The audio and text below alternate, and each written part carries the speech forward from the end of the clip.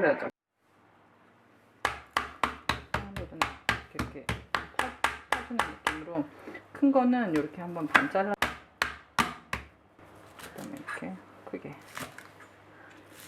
근데 칼을 해야 되는데 칼이 좀 안 되거든요. 그러면 호일을 이렇게 해갖고 그러면 이렇게 잘라지면서 칼이 날카로워지거든요.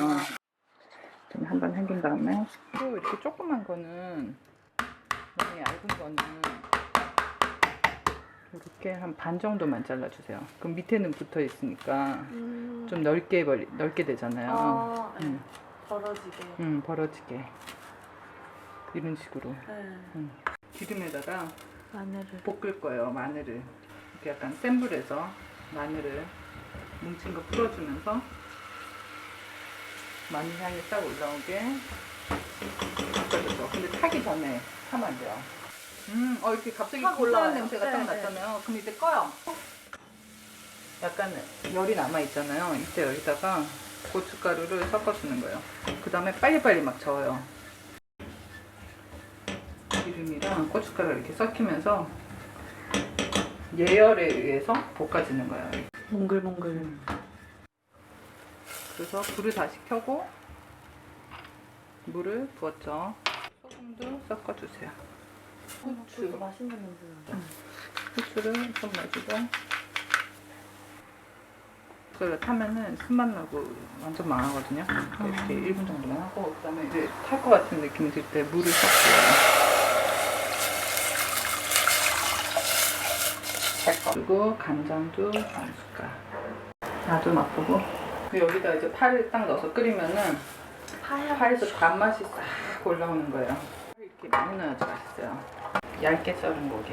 금방 알 수 있게요. 그러면서 맛이 싹 빨리 우러나도록 이렇게 해서 누르고 끓이면은 끝이에요. 고기는 풀어줘야 돼요. 안 그러면 얇은 고기 뭉쳐버릴 수가 있으니까 고기를 살살 익기 전에 풀어주세요.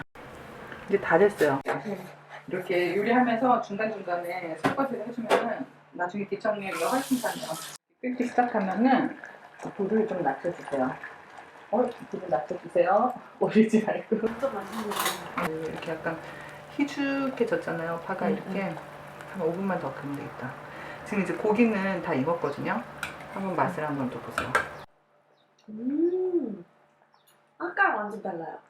완전 다르죠? 완전. 파랑 고기 향이 확 올라가지고.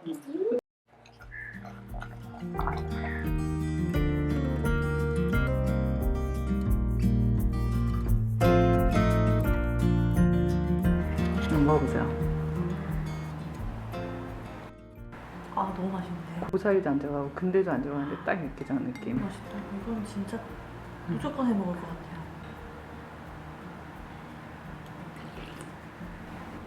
파가 몽글몽글 익어가지고 완전 맛있어요.